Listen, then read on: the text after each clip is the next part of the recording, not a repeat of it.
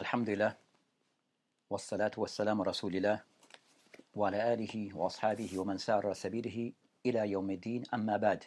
So we continue discussing the book Bulugh al-Maram by Hafidh ibn Hajar al-Asqalani rahimahullah.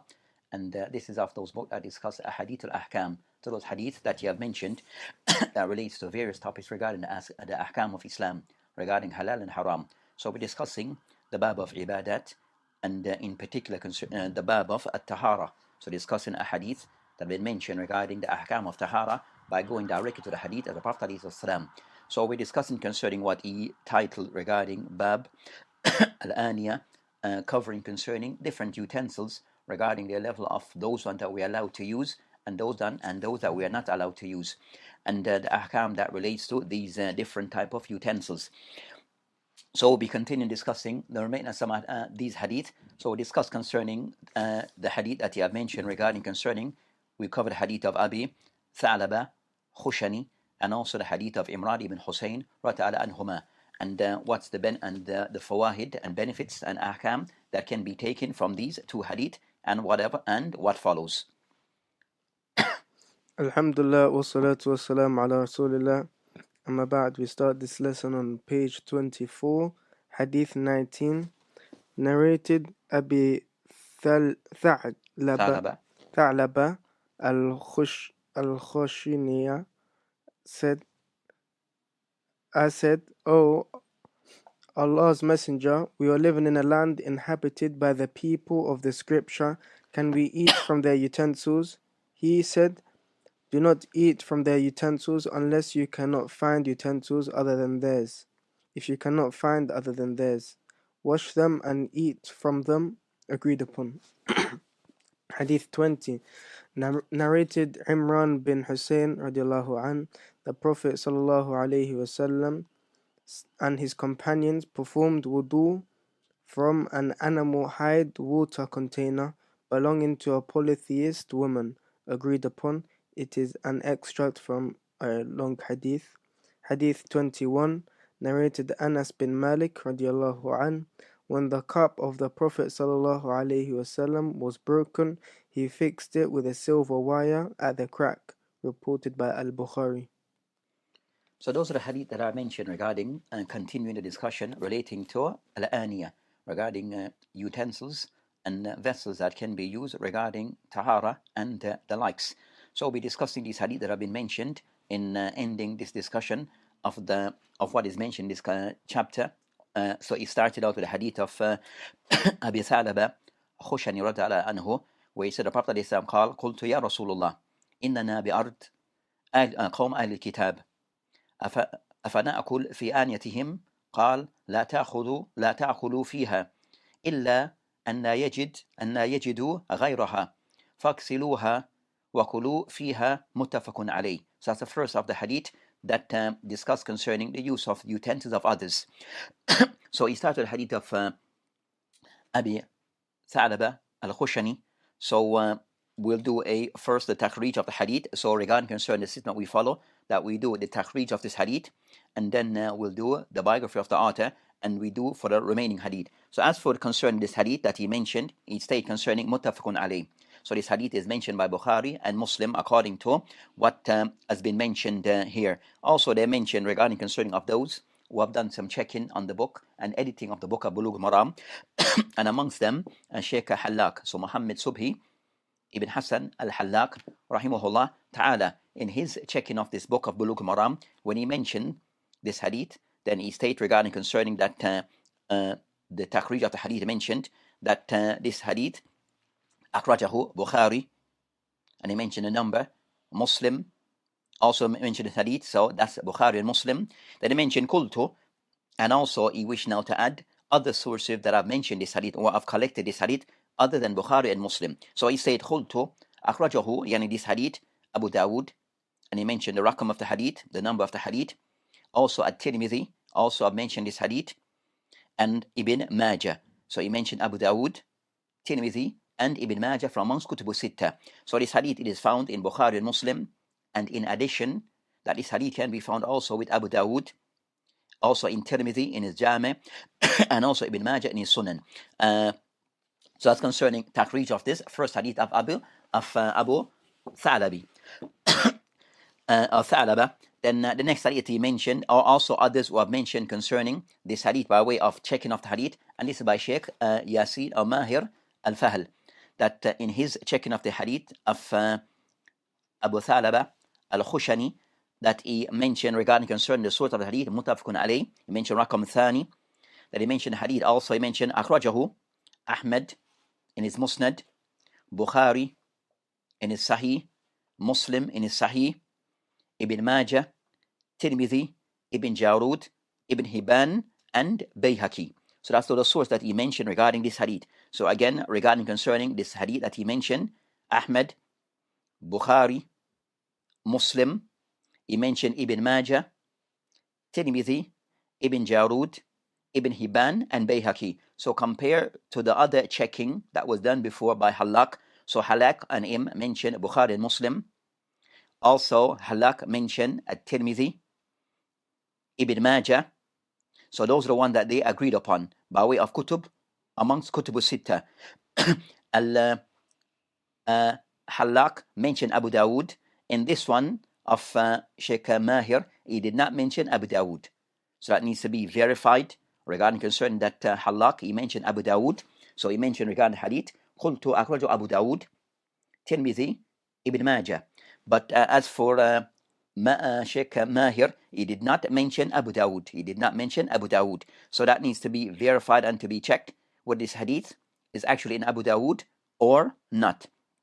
Or then he mentioned also other sources that this hadith can be found. He mentioned Ibn Jarud in his book Al-Muntaqa, also Ibn Hibban, and also Al-Bayhaqi. So those are additional sources outside Kutub al-Sitta that are mentioned by that are mentioned here regarding other sources that mention the hadith. So of those things to be verified from what in comparing both those two, that one mentioned Abu Dawood and the other did not, from amongst Kutub and from Ashabu Sunan. So that needs to be verified further. As for the narrator that is mentioned here, who's Abu and Abi Thalaba al-Khushani rata'ala anhu, where they mention regarding concerning his brief biography, that I mentioned Abu Thalaba al-Khushani, that is Sahabi mashhur bikunyatihi. So it is mentioned that the Sahabi is more known by way of his kunya, which is Abu Thalaba al-Khushani. So Khushani is regarding concerning his tribe. Also they mention regarding concerning this particular Sahabi that there's a difference regarding what's his actual name, and also and also the name of his father. So a difference between the ulama of the name of his actual name and also that of his father. So different aqwal is mentioned regarding this. They mention regarding that Ibn Hajar rahimullah, that mention regarding concern that akthar ala inna anna ismuhu Jarthum, that many or most are more inclined of the view that his name is Jarthum, that being of his is ithm, by being of his name.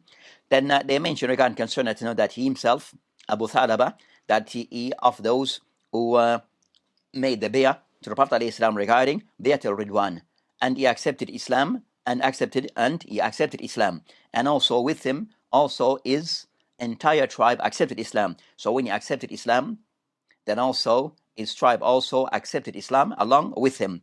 That they are said to be people of the Badia, people of the desert. That Abu Thalaba rata'ala anhu have known that he have asked a certain question regarding concerning. So this is one of the questions that he posed or put to the Prophet ﷺ regarding certain matters. And this hadith somewhat is a much longer hadith.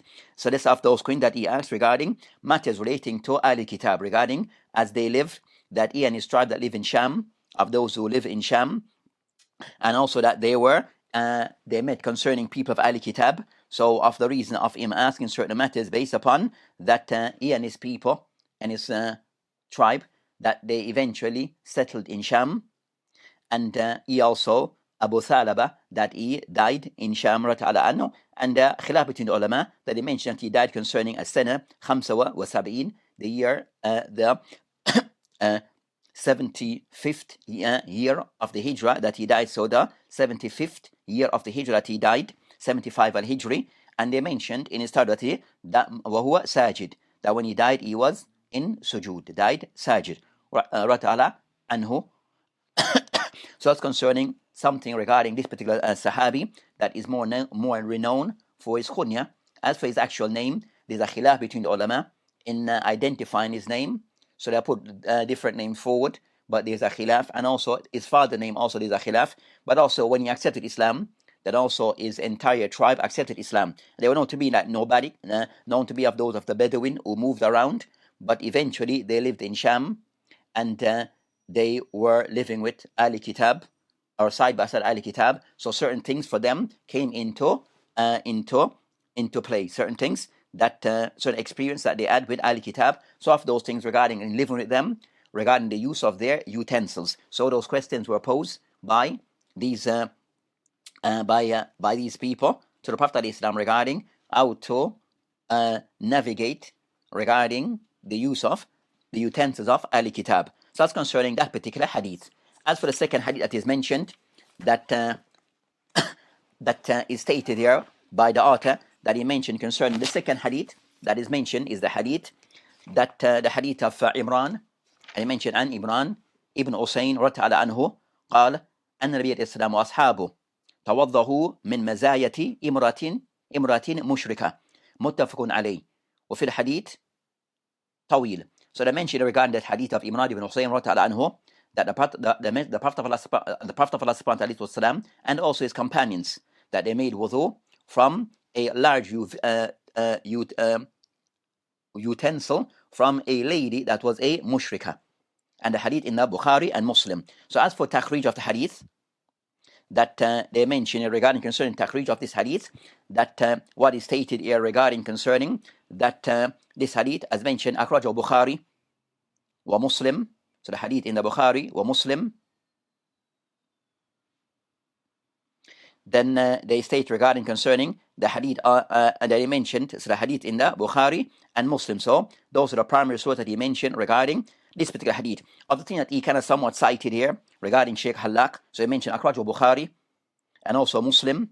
وفي الحديث الطويل أن النبي عليه السلام استعمل مزايا المشركة. The Prophet ﷺ, so he mentioned the hadith in the Bukhari and Muslim, and also the hadith that is very long hadith, where the Prophet ﷺ, that he was with the companions, and they were in a situation that they needed water.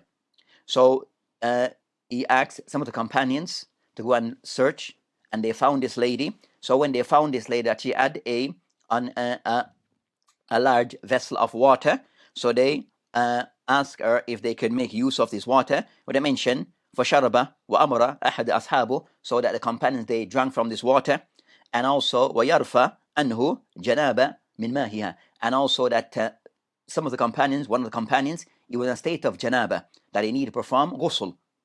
So he was waiting to perform ghusl. So the Prophet ﷺ, when the water was found, then also some was given to him for him to perform al-ghusl. So that's concerning the hadith. So they mentioned regarding, so that's what is mentioned here regarding this particular hadith, regarding that matter. The next of the, regarding further matter relating to this particular hadith, that it is stated here regarding this hadith that is mentioned here, which will be concerning hadith Thalith, that they mention, Takhrij mention, Sheikh Halak, akhrajahu Ahmed. So again, the hadith in the Musnad of Imam Ahmed, Bukhari, Muslim, An-Nasa'i, Ibn Jarud, Ibn Khuzaymah, Ibn Hibban, wal Bayhaqi. So the second, this hadith of Imran ibn Husayn, that as for the sources that have collected this hadith, or transmitted this hadith, amongst them Ahmed ibn Musnad, also Bukhari, and Imam Muslim, also An-Nasa'i, also Ibn Jarud, Ibn Khuzaymah, Ibn Hibban, and Bayhaqi. Then he mentioned regarding concern that he mentioned Sheikh Yasin Fahl, that he mentioned this hadith, he mentioned Tambi, that somewhat a caution, something for one to be mindful of. He mentioned concern that that they mentioned regarding concern this general matter, that what is mentioned regarding this hadith, that the exact wording here mentioned is not found in Sahih Bukhari. So in the hadith here that is mentioned, the Prophet ﷺ and his companion, that they made wudu from this large vessel of this lady that is a mushrika, they mentioned the hadith, there's not that hadith that is mentioned in Bukhari, this wording is not found in Bukhari and Muslim. So this wording is not found in Bukhari and Muslim. that the companions made wudu from this lady water, this mushrik lady vessel. That wording is not found in Bukhari. So that's the thing that they kind of somewhat have highlighted, that what is mentioned here is not the exact wording found in Bukhari and Muslim. And no mention that they made wudu. So it is mentioned that they drank from her water. It is mentioned that water was given for one companion to make ghusl from it, but not per se al-wudu. So of the thing that they tried to, so Imam Bukhari, so Imam Afid ibn Hajar rahimahullah mentions hadith, but as mentioned, this wording is not found in Bukhari and Muslim.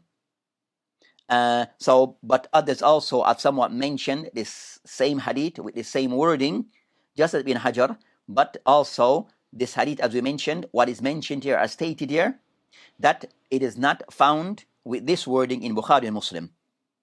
And it's not mentioned, there's no mention of the companions making wudu from this water. But it may be understood, but it is not mentioned in the hadith. It is not mentioned in the hadith per se. So something for one to be mindful of. You find others also have used the exact wording, like Amaj ibn Taymiyyah, Al-Muharrar, but also they have mentioned, point out, that this wording is not the wording of Imam al-Bukhari, or Imam Muslim, rahimahullah ta'ala. As for Imran ibn Husayn, anhu, so his name is Imran ibn Husayn ibn Ubaid Khuza'i al-Sahabi al-Jalil anhu, Aslama Amr Khaybar. So he accepted Islam in the year of Khaybar. وكان سهاد, then also that he participated in some of the battle of Fath al-Mecca, and also he mentioned by Ibn Abdul Bar rahimullah that he said to be Himran ibn Husayn, to be one of the Fudala as-Sahaba, to be one of the virtuous or renowned among the Sahaba, and also one of a person of status among the Sahaba, and also one was known to be among the Fuqaha among the Sahaba. So he's known to be also from the Fuqaha among the Sahaba, so one of knowledge among the Sahaba. And that they mentioned in his tarjuma that he was appointed, Omar anhu had sent him, Imran ibn Husayn, to Basra to be of the person, to be of the one to teach the people concerning their deen. So Omar al-Khattab, being the Khalifa during his reign as being the Khalifa, that he appointed Imran Husayn, or designated Imran ibn Husayn to be the one to go to Al-Basra, and of his purpose was to teach the people regarding Al-Islam. And also that he died there in Basra. So he died there in Basra in the year Ithnataini wa Khamsin, in the 52nd year of the Hijrah. So the year 52 Al-Hijrah, that Imran ibn Husayn that he passed away. So that's concerning that, regarding this Sahabi in brief. The third hadith that is mentioned is regarding concerning the hadith that I mentioned, Anas bin Malik anhu, قال أن قدر بي الإسلام إن كسرة, the Prophet Islam that had a drinking vessel, اتخذ مكان شعب سلسلة من فدة, أخرجه Bukhari. So the Prophet Islam, he mentioned that he had a drinking vessel, it broke, and then Islam that he used something of used to mend it, that of silver, or to repair it using of silver. And he mentioned Akhrajo Bukhari. So as for this hadith we have discussed before, matters regarding Anas bin Malik anhu. As for the concern, he mentioned the hadith in the Bukhari. So Sheikh Mahir mentioned Akhrajo Bukhari in his Sahih. So the hadith here is in Bukhari and not found in Muslim. Also of other sources that I mentioned the hadith, amongst them Tahawi in his book Mushil Atar. So Tahawi, Imam Tahawi, that also have many books, and of those books that he have collected is the book that is Shar al-Mushil, and also the hadith is found in Tabarani in his book Al-Awsat, and also Al-Bayhaqi. So those are other sources other than Bukhari who have collected this particular hadith. So as for now, discussing regarding those three hadith, the fiqh that relates to these hadith and what benefits can be taken. So as for this particular hadith, that as mentioned, that the first hadith that discussed the hadith of Abi Thalaba Khushani anhu, that discussed concern that that he asks this question and poses this question to the Prophet ﷺ. And the question regarding concern that we are from the people that we're living amongst the people of Ahli Kitab, that mention نحن بأرض قوم al-Kitab, that we're living amongst the people, side by side, the people of al-Kitab. So they mentioned regarding concerning that al-Kitab, that who are intended by this concerning al-Kitab are generally referred to by way of the Jew and the Christian. So with when the word or the term al-Kitab, the people of the book, is used, al-Kitab, who are intended are the Jew and the Christian. And so that's concerning that. But what's seen from this hadith, that the group, those more intended is in this context are the Nasara. So the word al-Kitab, in general, it includes Jew and Christian. It is used for, but at times may be used for one of those particular group. And in this context, what the group intended are Nasara, are the Christians. That he mentioned that Abu Thalaba and his particular tribe, that they were living in Sham, and with others, and with Sham in this area, you had others who were Christians, that live as their neighbors. They had neighbors who were Christian. So this question was posed by him based upon the circumstance and the situation that they live. So it shows regarding at times, because of people's circumstance and situation, that they may pose certain question because of things that how they should function with those people. And it shows regarding even from that time, that's not the Sahaba, that they live, and the Muslim, that they live side by side with people from other faiths. So living side by side with people from other faiths, or they were neighbors, so they were living side by side with them. But certain matters that needs to be clarified regarding how to function in the best way with people who were from other faiths, and in particular, Ahli Kitab. So Ibn Taymiyyah rahimahullah, when he mentioned regarding concern this matter regarding Ahli Kitab, that in this hadith, in his explanation, it is called Ashar al-Mukhtasar ala Bulugh al-Maram, and it is in 3 volumes and of Ibn Taymiyyah rahimahullah ta'ala. When he mentioned this matter, or this hadith of Abu Thalaba, that he mentioned regarding concerning of this matter, that this hadith it discussed concerning that how we should, the permissibility regarding the use of the vessels of Ahli Kitab. It is something that we can use or not use. That they mentioned regarding concerning that this particular matter that he mentioned, Ibn Taymiyyah, Ahli Kitab, that were intended al-Yahud wa Nasara, and why they refer to وهم سموا بذلك, why they refer to as Ahli Kitab. He mentioned they are referred to as Ahli Kitab based upon لأن الله أنزل عليهم كتابين. Why? Because Allah subhanahu wa ta'ala have revealed to them 2 books. So 2 revealed books was revealed to them. He mentioned Torah ala Musa, so the Torah was revealed to Musa alayhi salam, and the Injil also was revealed to Isa ibn Maryam alayhi salam. So those are the books that were revealed to those 2 groups.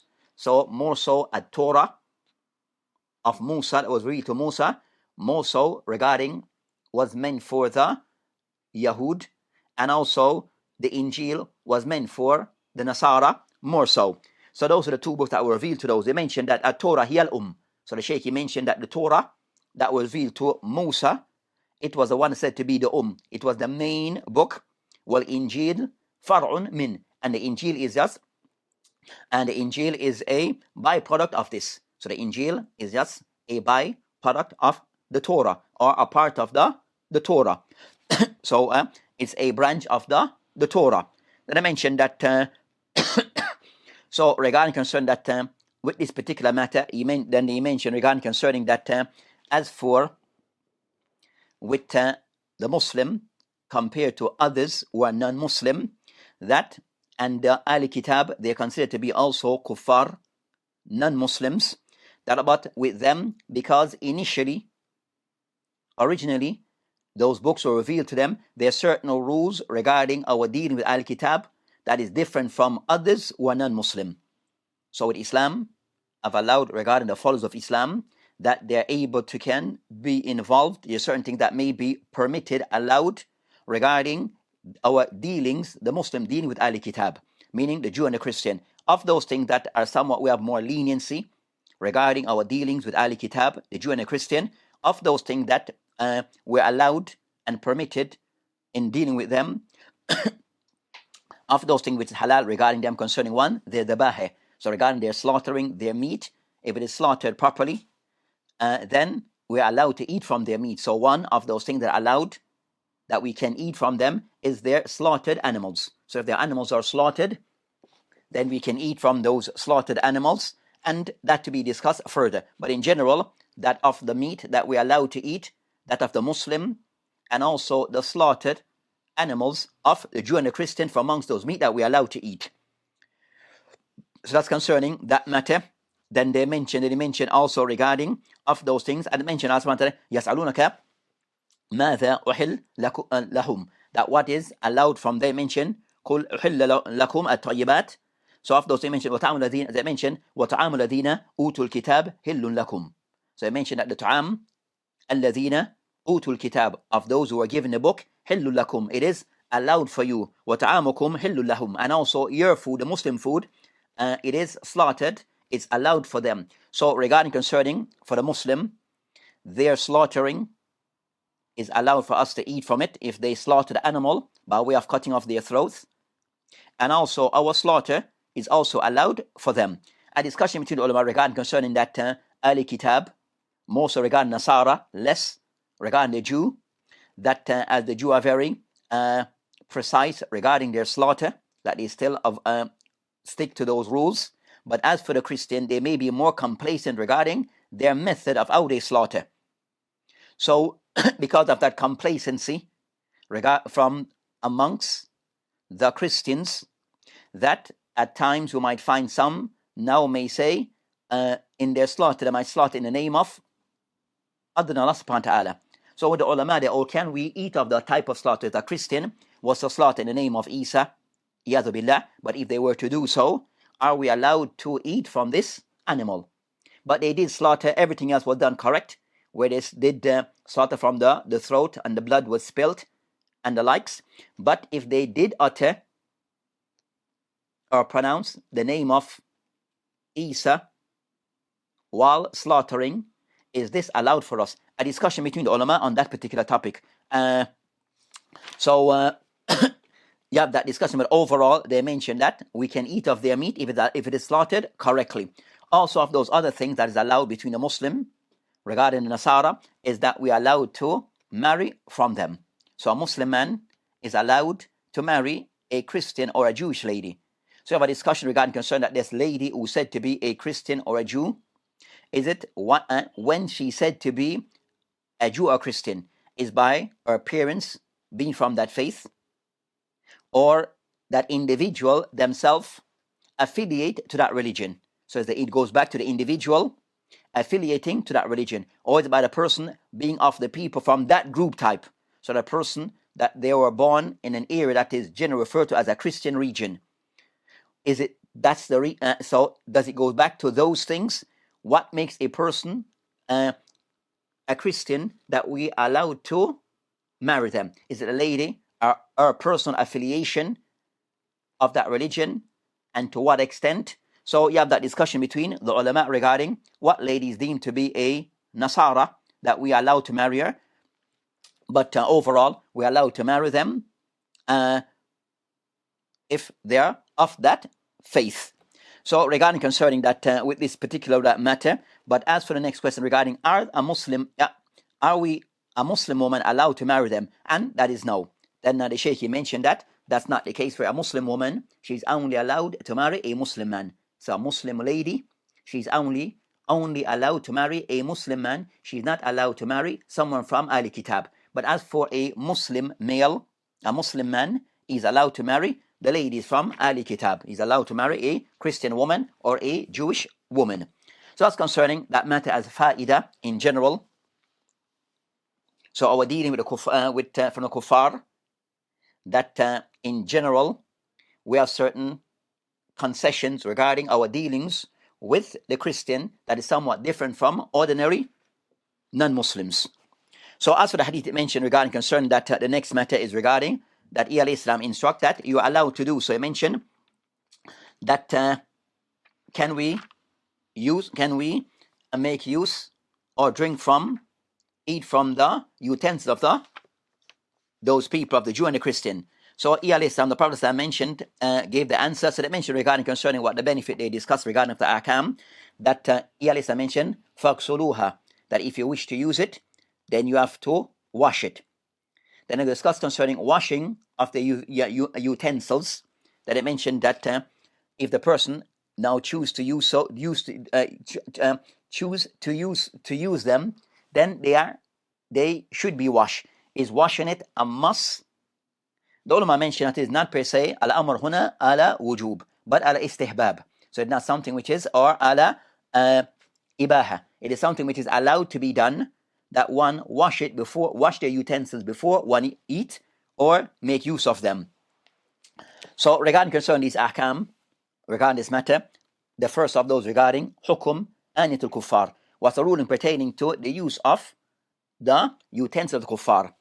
It is a discussion between the ulama, or a difference between the ulama, that the ulama mentioned concerning that mention regarding that there of the ulama who owes concerning that there and that it is allowed regarding the use of their utensils. So it is allowed the use of the utensils here of the Jew and the Christian, as mentioned, and as the call of Jumhur of the ulama. So the Jumhur of the ulama give a permissibility for the use of the Christian or the Christian and Jewish utensils. Of the ulama, it is stated that Ahmed and Ishaq that all that is said to be najas, given that indicating is not allowed to be used, but Jumhur all concerned that it is allowed to be used. But Ahmed and Ishaq is of the view that it is not allowed to be used based upon considered to be najas. As I mentioned, innamal mushrikuna najas. Because Allah subhanahu wa ta'ala mentioned in his book, the English rendering, innamal mushrikun najas, that indeed the mushrikun, that they are najas. In Surah Tawbah, verse 28. But ulama mentioned, so they said, based upon this, that the utensils are not allowed to be used. But the others, Jumhur, who takes the opinion that their utensils are allowed to be used, based upon the hadith that we have mentioned, the hadith of Abu Thalaba, that the Prophet ﷺ gave some allowance. So he mentioned, if you cannot find others, then you can use them, but wash them and then eat from them. So based upon this, they mentioned that it is something that can be used, as this hadith of somewhat given that permissibility. They mentioned regarding concern that that if one do know that their utensils are being used regarding things that is najis, then in this case the person must wash it. Then in that case they must be washed. If one is certain that things of impurities of khamr and khanzir are being used to those things are used with these utensils. So they use these things in these utensils, then it's a must upon these utensils to be washed. So that's concerning the ulama state regarding this matter. So if those things that are being used for things that's impure, then the person must wash them. But if it is not, then the person, it is preferred or allowed to be washed those utensils.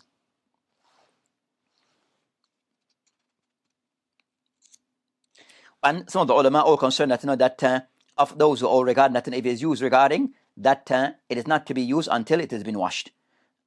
So the person, if things of najasa is being used to be cooked in these utensils, and it is being used for things of najasat regarding things of khamar, things regarding khanzir, then it is haram to be used until they have been washed. It's haram to be used until they have been washed. But if the person is certain that the thing that it is used for things which is ordinary pure things, then they mention it not, then there's no harm in the person using them even if he does not wash them, even if they're not washed. So that's concerning that first matter. Then the next matter they discuss regarding this hadith is regarding that Islam. So regarding washing them out, it is something which is permitted if they were not used for anything which is impure. The next matter they discuss regarding concern, so also the person can eat from those things. So that one also can eat from the utensils of Al-Kitab and drink from them, but preferable for the person to wash them first. Preferable for the person, or it's allowed for the person to wash them first. Also they discuss regarding this particular hadith that here the Prophet Islam also laid down certain criteria, condition regarding how to use those utensils. They mention حديث أو حديث دليل على جواز استعمال آنية آل الكتاب بشرطين مذكورتين في الحديث. So we are allowed to use their utensils. Bear in mind these two conditions. One, لا يوجد غيرها, that we cannot find any replacement, so there's no replacement. And the second, أن تغتسل, and the second, that they're to be washed. Especially the person know that these things are being used for things which is things of najasa. So one, the condition, there's no replacement, and second, that it is to be washed. It is to be washed. And regarding the first condition, regarding concern that's by way of being ihtiyat, that trying to find a safer way. So the person wants to use the more safer approach is that if one can find other replacement, to make use of those replacement. Bear in mind that at times they may use those things for things that are things of najasa, things of filth. As for the second condition, that it to be washed. The second condition, that the person to wash them by way of the person by istibab. But if the person is certain that things that are impure are being used in these vessels, containers, then it's a must that the person have to wash them. The person has to wash them. So those are the ahkam that can be taken from this particular hadith of Abi Sa'laba regarding the use of the utensils of Al-Kitab. So you find people who live in environment where they have family members and friends that are non-Muslim and neighbors who are non-Muslim, then these are the things that they have to take into consideration regarding the use of their containers, when it is allowed, and what's the method regarding purifying things that are purifying of their container, how to purify the container by a person washing it. It doesn't have to be washed 7 times or X amount of time. The person will wash it or he'll ordinarily wash a vessel, a plate or a pot or a container. So the person does not have to wash it X amount of times, 7 times or 5 times or the likes. The person does wash it or they'll ordinarily wash the plate or container, and that will be sufficient. As for the next hadith of Imran ibn Hussein regarding concern that the end of the companions that this hadith is in relation regarding that the use of a container used by a mushrik, where the hadith before also mentioned regarding something similar, that their containers, the Muslim making use of them. So I mentioned the hadith of Imran ibn Hussein. It showed the Prophet of Islam and the companions that they did use a container, a large container, to gain water regarding tahara, for them to make purification from that water and to drink from it. So they show the permissibility that until if one is certain that it hasn't been used for anything which is impure, then one can drink from those container and also make wudu and ghusl from their container, as in this hadith of Imran ibn Hussein, where that person, some of the water that was taken from her, that it was used for drinking, and also some of that water was used for tahara by way of al-ghusl, for the person was in a state of janaba. So this shows regarding to the permissibility of this. Also from the hadith there, they mentioned that also it shows regarding that container that was made from jild, that was made from animal skin, that because it was considered to be that it was tanned, so it's considered to be pured. So it's considered to be pure because it was tanned. So this water was contained in a form of animal skin. And it was used for drinking and for other purpose. So it shows regarding that not those things, tanned things are said to be pure, and the water inside is pure. So it shows regarding the person also making use of asking of others regarding the use of water and the likes for the purpose of need, in the case of need. So asking in the case of need regarding things for water, and water also for use for tahara, purification, then this can be done based upon the need. So the person in the case of for drinking purpose and he has no water, he can ask others, and also for tahara also the person can ask, even a person who's a mushrik. So even a person who's a mushrik, a non-Muslim, also they can be asked of this.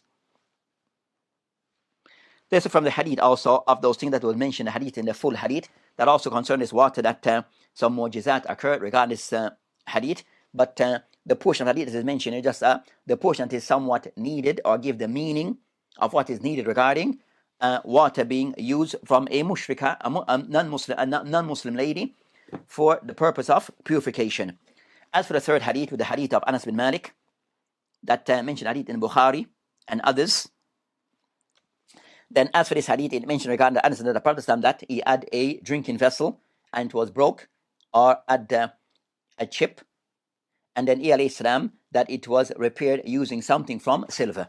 So it was repaired or fixed using something of silver. So the mention concerning this practice, that this practice they call tadbib. So tadbib is where concerning that this thing that was cracked or chipped, that it was somewhat repaired using silver to do so.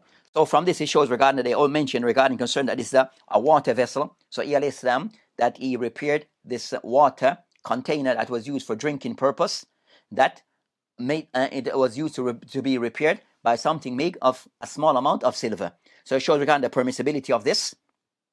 That and they mentioned regarding concerning that with this the repairing of a water vessel, or a cup for drinking, or a plate for eating, using silver, then this can be done. It showed the permissibility. So, but ulama mentioned, as Ibn Qudam mentioned it has to be a certain condition. So it should be in a case of need.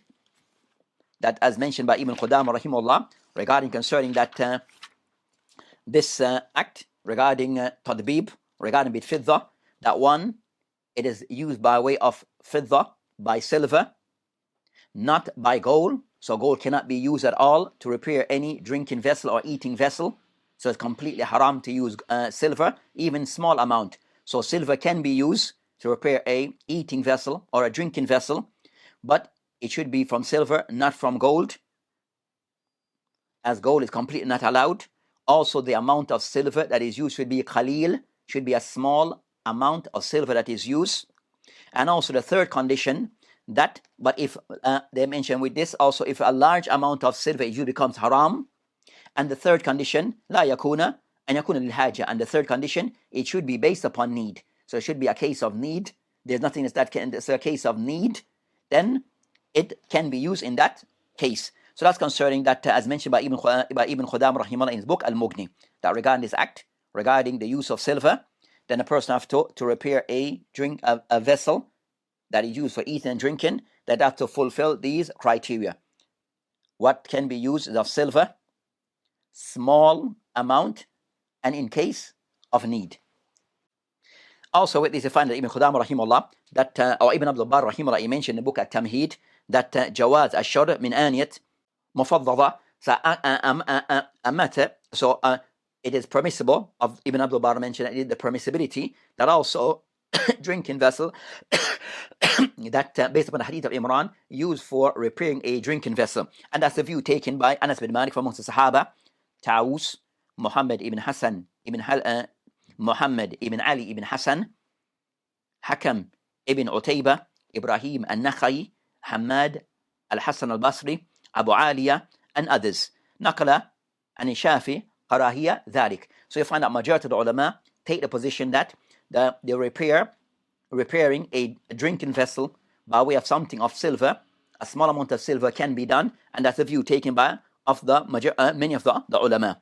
Also you find that some of the ulama order something which is disliked. So others order it is permissible, and others order it is disliked to repair or to fix a crack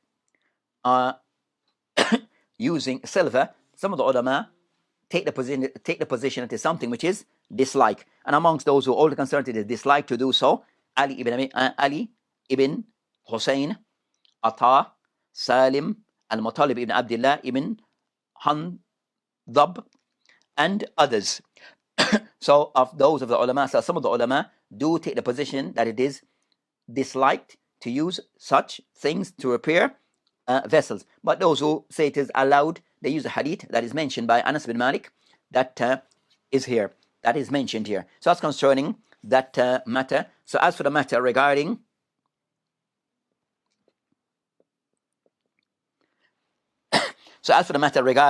using of gold. So using of gold, that I mentioned that as for the use of gold, that I already mentioned concerning it, فَقَدْ ذَهَبَ عَامَةُ الْعُلَمَاءِ. That regarding concerning that the use of gold, ذهبت عامة العلماء إلى تحريم ذلك. That majority, the vast majority of the ulama take the position that is not allowed to use gold to repair or to fix these type of utensils. لأن النص إنما جاء في فضة. Why? Because the text only mention فضة. So one is restricted to use silver because that is what is mentioned in the text without the mention of gold. The mention لم يخالف إلا قليل من أهل العلم. But you might find that some of the ulama that have contradict the vast majority of the ulama. So you'll find that a few of the ulama who have gone against that ruling, and that's the view of some of the ulama who have taken that it is allowed, that it can be done. That you find that wedge in the Shafi'i, which is daif, wedge and daif in the Shafi'i is a view taken by some of the Shafi'i, but that's a weak position, and also a view taken by some of the Hanabila wal Raja, that Adam al Jawaz. So you can so some of the ulama, a few of the ulama have taken the position that it is allowed to use gold to repair these vessels, eating vessels and utensils, but the correct view is Adam al Jawaz. It is not allowed. The correct view, it is not allowed based upon the hadith that is mentioned. So based upon this, it shows from these hadith regarding concerning that utensils that may have a small amount of silver, then it is allowed to be used, but small amount, and based upon that was a need, then they all that it is something which is allowed. If from gold, then not allowed. Even if it is small amount of gold, it is not allowed. So that's concerning those ahkam, and also it mentioned regarding concern the other matter regarding that relates to the use of vessels of the kuffar. Then there's some allowance regarding of this. So with that, inshallah ta'ala, we have covered concerning the bab of what he mentioned concerning al-aniya. So the chapter regarding al-aniya, which will be the second chapter of this book of Bulugh al-Maram. So the first chapter that we have covered, the first chapter of and also the second chapter, which the first chapter discussed concerning al-miyah. The second chapter discussed concerning that al-aniya. So we discussed concerning the different types of aniya, utensils, what is allowed and what is not allowed, and also of those regarding things relating to skin, when they're allowed and not allowed, regarding animal skins, when they are allowed, not allowed, and also vessels of the kuffar, when it's allowed and when it's not allowed. We discuss also those things, and also utensils that may have a small amount of silver or gold. Is this allowed? And we mentioned in case of silver it is allowed, and for the case of gold it's not allowed in any circumstance, even though a small minority, a small amount of the ulama, percent of the ulama, group of the ulama take the view that is allowed, but that's not the correct position. So here he mentioned over around the penny mentioned in this particular chapter that he mentioned here over 8 hadith. So in this chapter he mentioned 8 hadith regarding the discussion regarding al-aniya. So 8 hadith is mentioned here regarding this matter. So the next discussion regarding bab al-tahara, that will be moving on to the bab al-thalith, that he discussed concerning izalat al-najasa wa bayaniha. So we'll be discussing the next chapter, will be covering concerning izalat al-najasat. So things are said to be najasa. How do we go around purifying things that are impure, and bayan, and clarifying regarding the ahkam that relate to these things. So that will be the next discussion from this book, Bulugh al-Maram, by Hafid ibn Hajar al-Asqalani rahimullah, where he collects concerning, as we mentioned, that ahadith that relates to ahkam in general. So this inshallah ta'ala will end this discussion. وبالله تعالى توفيق وهذه السبيل والآخر دعونا حمد رمين. السلام عليكم ورحمة الله وبركاته.